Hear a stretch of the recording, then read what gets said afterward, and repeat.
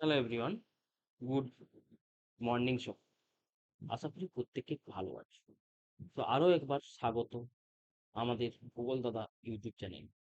তো প্রত্যেককে জানিয়ে রাখি, আপকামিং ওয়েস্ট বেঙ্গলের প্রাইমারি টেট আসতে চলেছে এবং তার সঙ্গে হতে চলেছে আমাদের কি সেন্ট্রাল টেট প্রত্যেক বছর দুবার করে। তো সেই ধরনের পরীক্ষাগুলোতে কি ধরনের কোশ্চেন এসছে, তো তারই একটা রূপরেখা নিয়ে আজকে আলোচনা করব। তাহলে বেশি না কথা বলে কোশ্চেনে pass. First question, which one of the following is not a union territory of India? Option A বলছে লাদাখ, অপশন বি বলছে জম্মু কাশ্মীর, অপশন সি বলছে মণিপুর, অপশন ডি বলছে চণ্ডীগড়। অর্থাৎ এখানে বলতে চেয়েছে নিচের কোনটি ভারতের কেন্দ্রশাসিত অঞ্চল নয়। তাহলে তোমরা ঝটপট করে একটু কমেন্টে বলে ফেলো তো যে কি উত্তর হতে পারে।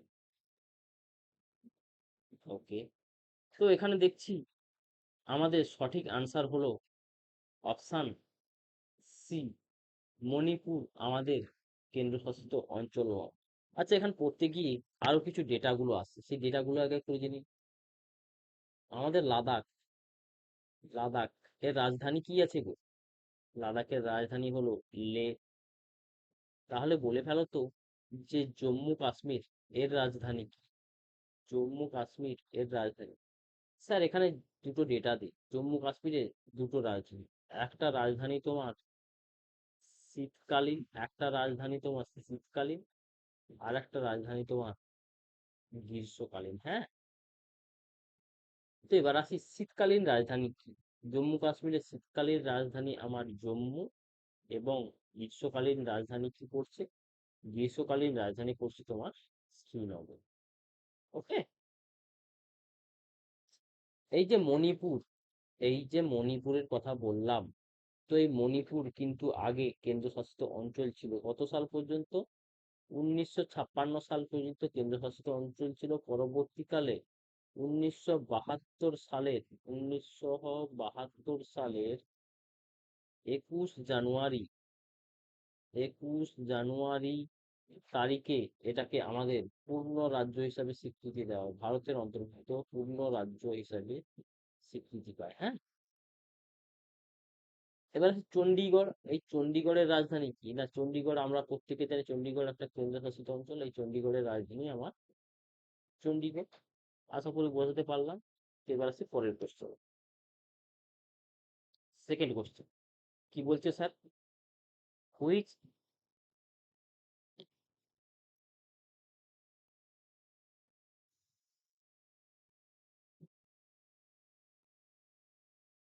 সেকেন্ড কোশ্চেন কি বলছে স্যার? না, সেকেন্ড কোশ্চেন বলছে which among the following produce crude oil? Option A বলছে Bombay High and West Bengal, option B বলছে Assam and Odisha, option C বলছে Gujarat and Tamil Nadu, option D বলছে বিহার অ্যান্ড বোম্বে হাই। তাহলে এখানে বলতে চেয়েছে নিচের কোনটি অপরিশোধিত তেল উৎপাদন করে, অর্থাৎ কোন জায়গা থেকে আমরা ক্রুড অয়েলটা পেয়ে থাকি। তাহলে বলে ফেলো তো ঝটপট করে কমেন্টে যে আমাদের সঠিক আনসার কি হবে চারটের মধ্যে। তো এখান থেকে আমরা পাই তামিলনাড়ু এবং গুজরাট হবে। ওয়েস্ট বেঙ্গল থেকে আমরা ক্রুড অয়েল পাই না, এই অপশনটা অলরেডি কেটে গেল। ওডিশা থেকে আমরা ক্রুড অয়েল পাই না, আসাম থেকে পাই কিন্তু ওডিশা থেকে পাই না। বোম্বে হাই থেকে পাই কিন্তু বিহার থেকে পাই না, তার জন্য এই অপশনটা কাটা যায়। তার জন্য গুজরাট এবং তামিলনাড়ু থেকে পাই। বোম্বে হাই থেকে পাওয়া যায় কিন্তু তার পাশে বিহার দেখো পাওয়া যায় না, ওয়েস্ট বেঙ্গলে পাওয়া যায় না। এগুলো আমাকে অপশনগুলো বাছাই করাও কিন্তু পরীক্ষা হলে একটা গুরুত্বপূর্ণ বিষয়। তাহলে আমাদের সঠিক আনসার হচ্ছে গুজরাট এবং তামিলনাড়ু। আচ্ছা, তোমরা বলে ফেলো যে ভারতের বৃহত্তম তৈল খনি কোনটি? ভারতের বৃহত্তম তৈল খনি কোনটি? ভারতের বৃহত্তম তৈল খনি বোম্বে হাই। বোম্বে হাই হলো ভারতের বৃহত্তম তৈল খনি। তো বোম্বে হাইতে না দুটো প্ল্যাটফর্ম থাকে, এই যে ওশিয়ান, এই ওশিয়ানের ওপর না এরকম দুটো প্ল্যাটফর্ম আছে। তো একটা প্ল্যাটফর্মের নাম হচ্ছে তোমার সাগর সম্রাট, একটা প্ল্যাটফর্মের নাম হলো সাগর সম্রাট, অপর প্ল্যাটফর্মটার নাম হলো সাগর বিকাশ। দুটো প্ল্যাটফর্ম, হ্যাঁ, এখান থেকে কোশ্চেন আসছে। দুটো সাহায্যকারী আমাদের প্ল্যাটফর্ম। ঠিক আছে? আচ্ছা, আর একটা কোশ্চেন দিতে পারে, তৈল খনি বললাম, ভারতের বৃহত্তম তৈল শোধনাগার কোনটা? ভারতের বৃহত্তম তৈল শোধনাগার, হ্যাঁ, তৈল শোধনাগার কি হবে বলো তো? না, আমাদের গুজরাটের জামনগরের রিলায়েন্স পেট্রোকেমিক্যালস, হ্যাঁ, রিলায়েন্স পেট্রোকেমিক্যালস হলো আমাদের ভারতের বৃহত্তম তৈল শোধনাগার। আর একটা কোশ্চেন আসতে পারে, কি বলতো, ভারতের প্রাচীনতম তৈল খনি কোনটি? ভারতের প্রাচীনতম তৈল খনি কোনটি হবে বলতো? ভারতের প্রাচীনতম তৈল খনি ডিগবয় কোথায় অবস্থিত গো? স্যার, এটা আসাম রাজ্যে অবস্থিত। আশা করি এই পুরো পাঠটা বোঝাতে পারলাম। তাহলে আমরা পরের কোশ্চেনে আসি।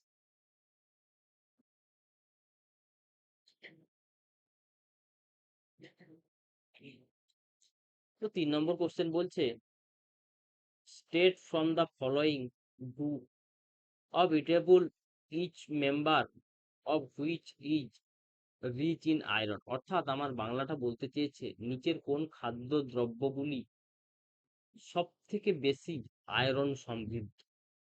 তাহলে আমাকে অপশান এ বলছে জাগরি, আমলা, টমেটো, গুড়, আমলকি, টমেটো। অপশান বি বলছে আমলা, স্পিনাচ অ্যান্ড জাগরি, অর্থাৎ আমলকি, পালং শাক এবং গুড়। অপশান সি বলছে আমলা, ক্যাবেজ অ্যান্ড তোমার টমেটো, আমলকি, বাঁধাকপি এবং টমেটো। অপশান ডি বলছে ক্যাবেজ, আমলা, স্পিনাচ, বাঁধাকপি, আমলকি, পালং শাক। বলো তো সঠিক অ্যান্সার কি হবে? তো এখানে আমাদের আমলা পাওয়া যায়, তোমাকে অপশান একটু দেখলে বোঝা যাবে। গুড়ে তো পাওয়া যাবে, এটা ঠিক। এবং আমাদের পালং শাক, শাক জাতীয় যে শস্যগুলো, তো এইগুলোতে আমাদের কিন্তু বেশি পরিমাণে আয়রন পাওয়া যাবে। এবং আমলকিতে ভিটামিন সি এর পাশাপাশি আয়রনও কিন্তু পাওয়া যায়। কিন্তু সে জায়গায় দেখো, যেখানে তোমার গুড় আর আমলকি এবং টমেটো, এই জায়গায় কিন্তু পাবে না তুমি, তাই না? টমেটোতে তুমি কি প্রচুর পরিমাণে আয়রন পাবে? নিশ্চয়ই না। তো তার জন্য সেখানে অপশন গুলো বাদ দিয়ে দেখো। বা বাঁধাকপিতে কি প্রচুর পরিমাণে আয়রন পাবে? নিশ্চয়ই না। তাহলে সেখানে আমার সঠিক আনসার হচ্ছে আমার অপশান বি। আমাদের অপশান বি হলো এখানকার সঠিক আনসার। ওকে, আচ্ছা, এবার আসি পরের কোশ্চেন। পরের কোশ্চেন কি বলছে স্যার? 4 নম্বর কোশ্চেন বলছে, which one of the following did experiments with pea plant and found pea plant as some trees which come pairs, such as rough or smooth, tail or short, yellow or green. অর্থাৎ বাংলাটা বলতে চেয়েছে, বলে দিই বাংলাটা, আমি ইংলিশটা রেখেছি এই কারণে এগুলো প্রত্যেকটা সিটেটেরই কোশ্চেন। যে নিম্নের মটর গাছের পরীক্ষার উপর দেখা গেছে যে কোনটি জোড়ায় জোড়ায় আসছে? অপশন এ বলছে রুক্ষ বা মসৃণ, লম্বা বা খাটো, হলুদ বা সবুজ। এই কথাটা বলেছে। তো এই কথাগুলো কে বলেছেন? আমার কোশ্চেন হচ্ছে কে বলেছেন এই কথাটা? মোটর গাছ সম্পর্কিত পরীক্ষা আমরা খুব ছোটবেলা থেকেই পড়েছি।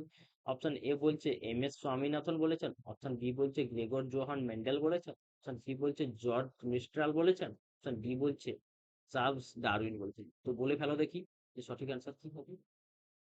না স্যার, এখানে চারের দাগের আমাদের সঠিক অ্যান্সার আসছে গ্রেগর জোহান মেন্ডেল। তো মেন্ডেল হলো এটার সঠিক আনসার। তা এখান থেকে কিছু ডেটা নিয়ে নিই। স্বামীনাথন, স্বামীনাথন, স্বামীনাথন আমরা জানি যে ভারতীয় সবুজ বিপ্লবের, ভারতীয় সবুজ বিপ্লবের জনক। তাহলে আমাদের এই যে সবুজ বিপ্লব ভারতে কবে হয়? সবুজ বিপ্লব ভারতে হয় 1960 সাল। ঠিক আছে, এইসব। এবার আসি জর্জ মেস্ট্রাল। জর্জ মেস্ট্রাল ইনি কি লক্ষ্য করেন? যে উদ্ভিদের বীজ, উদ্ভিদের বীজ, উদ্ভিদের বীজ সেটা কি না লুপের আকার ধারণ নেয়, লুপ এর আকার ধারণ করে। অর্থাৎ একটা এই ধরো বীজ থেকে যখন এরকম একটা ভাবে আমাদের ভ্রূণাণু বেরোয়, তো এই ভ্রূণাণুটা একটা লুপের মতো দেখতে না, তো এটাকে বলা হয়েছে কি না লুপের আকার ধারণ। এবার চার্লস ডারউইন ইনি কি করেছেন না ইনি আমাদের কিসের প্রবক্তা গো, ইনি আমাদের প্রাকৃতিক প্রাকৃতিক নির্বাচনবাদের প্রবক্তা, প্রাকৃতিক নির্বাচনবাদের প্রবক্তা। তো ইনার লেখা একটা বইয়ের নাম বলো তো, পরীক্ষা কোশ্চেন দিয়ে দিতে পারে। On the origin, on the origin of species, on the origin of, এই গ্রন্থটি কিন্তু লেখেন এই চার্লস ডারউইন। তাহলে এবার নেক্সট কোশ্চেন আসি ভাই।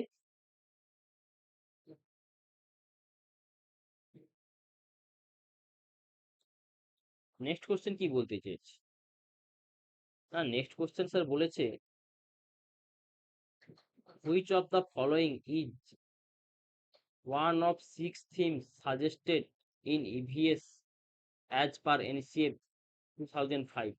কি বলেছে এনসিএফ 2005 অনুযায়ী পরিবেশ ও পরিবেশ সুরক্ষা ব্যবস্থায়, পরিবেশ ও পরিবেশ সুরক্ষা ব্যবস্থায় 6টি বিষয়ের কথা উল্লেখ করা হয়েছে। ঠিক আছে, নিচের এই ছটির মধ্যে নিচের কোনটি পড়ছে? অপশন এ বলছে মেটেরিয়াল, অপশন বি বলছে ন্যাচারাল রিসোর্সেস, অপশন সি বলছে things we make and do, option D বলছে হাউ থিংস ওয়ার্ক। কোনটা সঠিক আনসার হবে বলো? এখানে কিন্তু আমাদের সঠিক আনসার হবে অপশন সি, হ্যাঁ, things we make to do, অর্থাৎ আমরা যে জিনিসগুলো তৈরি করি তো সেগুলোকেই বুঝিয়েছে। অর্থাৎ এই যে সিক্স থিমস এগুলো কি কি আমাকে জানতে পারে, এনসিএফ প্রবর্তিত যে সিক্স থিমস 2005-এ দিয়েছে সেগুলো কি কি লিখে নিয়ে তোমরা। Family and friends, family and friends, 2 নম্বর আসছে ফুড, 3 নম্বর আসছে ওয়াটার, 4 নম্বর আসছে শেল্টার, 5 নম্বর আসছে ট্রাভেল, 6 নম্বর আসছে তোমার আমাদের সঠিক answer things we make and do. তাহলে এই ছটা জানলে আমরা এখানে সঠিক অ্যান্সার যেটা আসছে তাহলে সেটা আমরা বলে ফেলতে পারছি। কি গো? ওকে, পরে কোশ্চেন আসছে।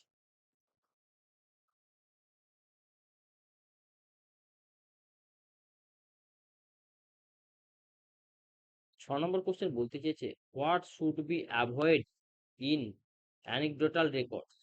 এখানে কোনটা উপাখ্যানমূলক রেকর্ডে অ্যাভয়েড করা উচিত বা এড়ানো উচিত? অপশন এ বলছে আইডেন্টিফাইং মেনলি প্রবলেমেটিক সিচুয়েশন, অর্থাৎ সমস্যাযুক্ত যে পরিস্থিতি সেগুলোকে এড়ানো উচিত। অপশন বি বলছে মেকিং জাজমেন্ট, জাজমেন্টাল হওয়া উচিত। অপশন সি বলছে identifying strengths and weakness, C বলছে আমাদের যেটা শক্তি হচ্ছে স্ট্রেংথ এবং দুর্বলতা সেই জায়গাগুলোকে চিহ্নিত করতে বলেছে উপাখ্যানমূলক রেকর্ডে, নাকি অপশন ডি বলছে identifying child's areas of interest and relationship, অর্থাৎ শিশুর আগ্রহ ও সম্পর্কের ক্ষেত্রগুলো এড়ানো উচিত। অপশন একের দাগে বলছে এ অ্যান্ড বি বোথ ঠিক, অপশন 2 নম্বর বলছে সি আর ডি ঠিক, অপশন 3 নম্বর বলছে এ বি সি সঠিক, অপশন 4 নম্বর বলছে এ সি এবং ডি সঠিক। বলো তো কোনটা সঠিক অ্যান্সার হবে?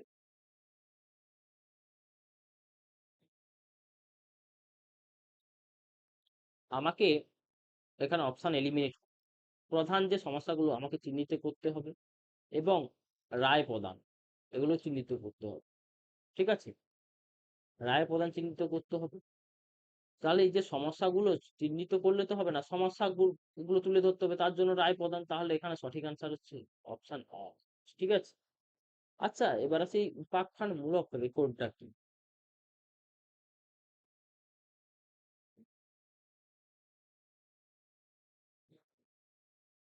উপাখ্যানমূলক রেকর্ডটা কি?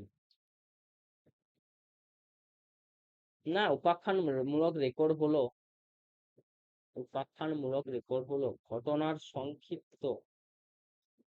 ঘটনার বর্ণনামূলক বর্ণনামূলক বিবরণ যা পর্যবেক্ষণ করা হয়েছে যা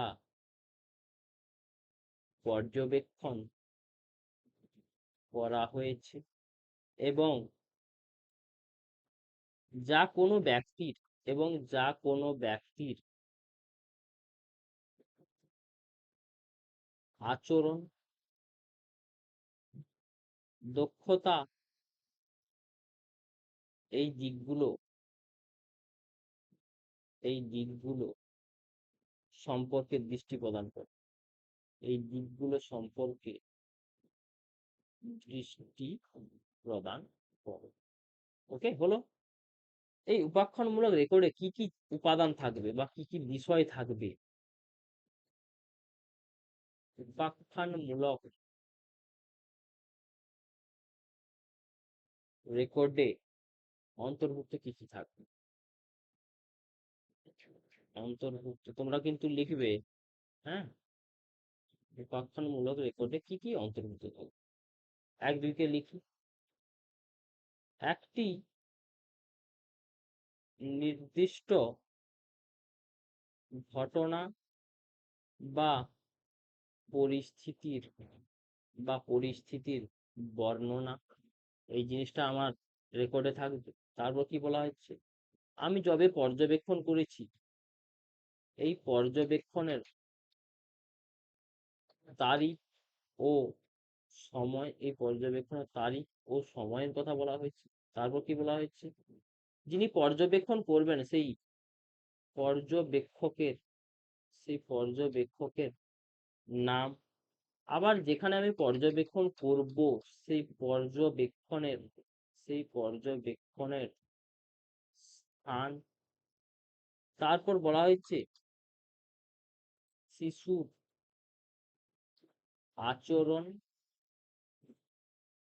প্রতিক্রিয়া, শিশু কেমন প্রতিক্রিয়া করছে, বা তার বা তার কর্মক্ষমতা, এই বিষয়গুলো বিস্তারিত।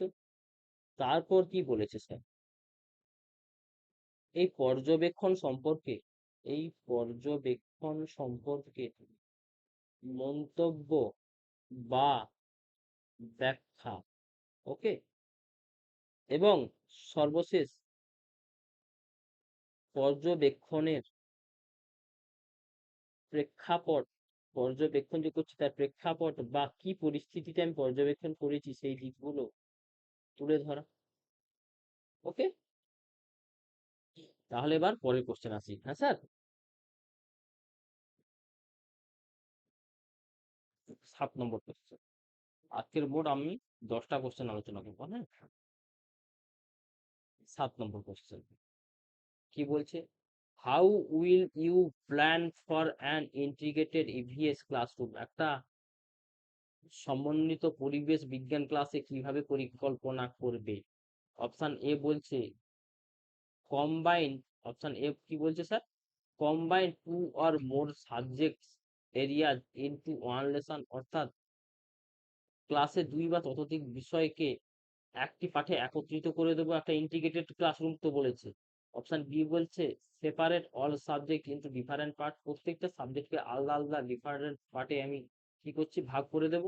অপশন সি বলেছে arrange separate teachers for science and social science, science আর সোশ্যাল সায়েন্সের জন্য আলাদা আলাদা টিচার নিয়ে বা নিয়োগের ব্যবস্থা করব ক্লাস নেওয়ার জন্য। অপশন ডি বলতে চাইছে arrange separate teacher for স্পেশালাইজিং environmental science, অর্থাৎ পরিবেশ বিজ্ঞান বিশেষজ্ঞ একটা পৃথক শিক্ষকের ব্যবস্থা করবো। আরে আমার কাছে যেই টিচার যতজন আছে তাকেই তো কাজে লাগাতে হবে। তাহলে বলো তো সঠিক অ্যান্সার কি হবে? তাহলে আমাকে সঠিক অ্যান্সার করে আসতে হচ্ছে 7-এর দাগ। আমার সঠিক অ্যান্সার অপশন এ, অর্থাৎ 2 বা ততোধিক বিষয়কে আমি কি করব, মার্জ করে দেবো। তো সেটাই হবে আমার মূল কাজ, কারণ আমার কাছে যতজন টিচার আছে আমি ইন্টিগ্রেটেড ক্লাস করাচ্ছি। সেখানে মার্চ করে দেওয়াই হচ্ছে আমার মূল কাজ কাজ তাহলে এবার আসি সমন্বিত ভিএস ক্লাসরুম। সমন্বিত ভিএস ক্লাসরুম,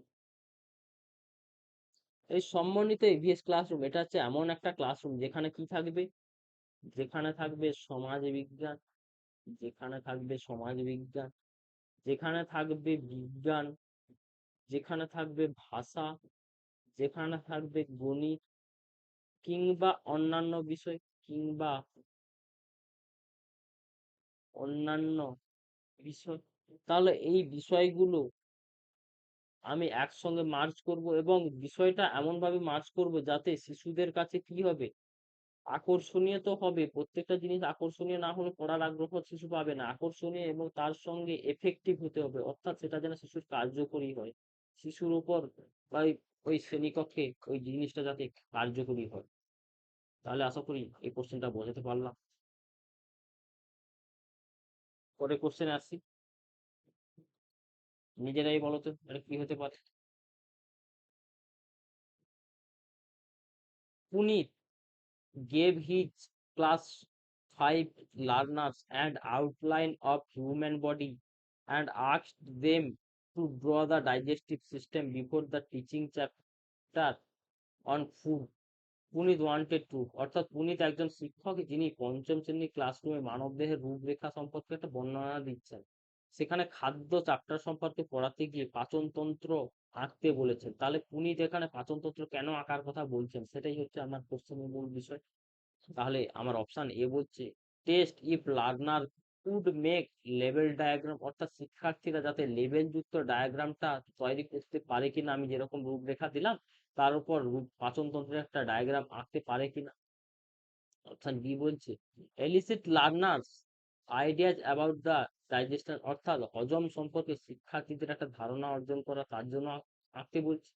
নাকি অপশন সি বলছে identify learners with good drawing skill, অর্থাৎ শিক্ষার্থীদের মধ্যে ভালো ওই যে অঙ্কন দক্ষতা সেটা আছে কিনা তিনি সেটাই দেখতে চেয়েছেন। অপশন ডি বলছে ইভালিউট লার্নার্স অন দ্য প্রোগ্রেস, অর্থাৎ প্রসেস অফ ডাইজেশন, অর্থাৎ হজম প্রক্রিয়া সম্পর্কে একটা মূল্যায়ন করার জন্য করতে বলছে। তাহলে বলো তো এখানে সঠিক আনসার কি হবে? একটু ভেবে চিন্তে আনসার দিতে হবে, হ্যাঁ।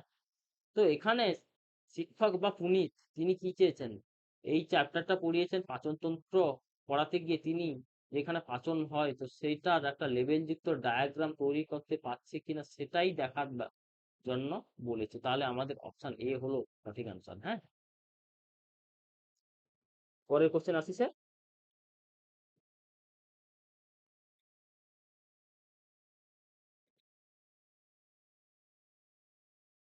Which of the following is not correct respect to formative assessment, formative অ্যাসেসমেন্টের ক্ষেত্রে গঠনমূলক মূল্যায়নের ক্ষেত্রে কোনটা সঠিক নয়। তাহলে সঠিক নয় জানতে গেলে কোনটা সঠিক আমাকে বেছে নিতে হবে। অপশন এ বলছে it is to be reported in every quarter of report, প্রত্যেক এভরি কোয়ার্টার অনুযায়ী তোমাকে রিপোর্ট নিতে হবে। It helps the teacher in taking action enhancing learning, অর্থাৎ আমাদের শেখার ক্ষেত্রে উন্নতির পদক্ষেপ সাহায্য করে আমাদের গঠনমূলক শিক্ষা।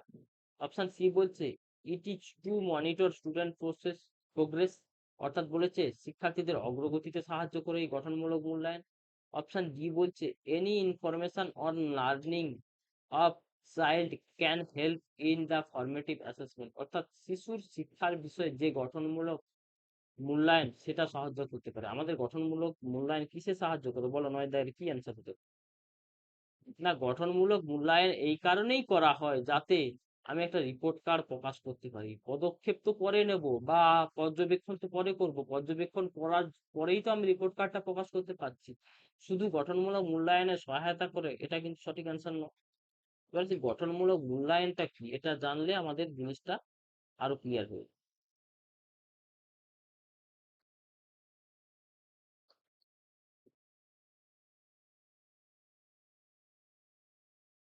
গঠনমূলক মূল্যায়ন একটা প্রক্রিয়া যেখানে কি করে, না যেখানে যা আমাদের কি করছে, যা আমাদের শেখায়, শিক্ষার্থীদের যা আমাদের শেখায় শিক্ষার্থীদের শিক্ষার্থীদের অগ্রগতির অগ্রগতির পরিমাপ, যা আমাদের শেখায় শিক্ষার্থীদের অগ্রগতির পরিমাপ, এবং কি করে না তাদের উন্নতির জন্য মতামত দেয়, এবং শুধু যে পরিমাপ করলে তো হবে না, তাদের শিক্ষার্থীদের উন্নতির জন্য মতামত প্রদান করে। হ্যাঁ, তাহলে এবার পরে কোশ্চেন আসি, সর্বশেষ কোশ্চেন, আনসার টানসার দিও।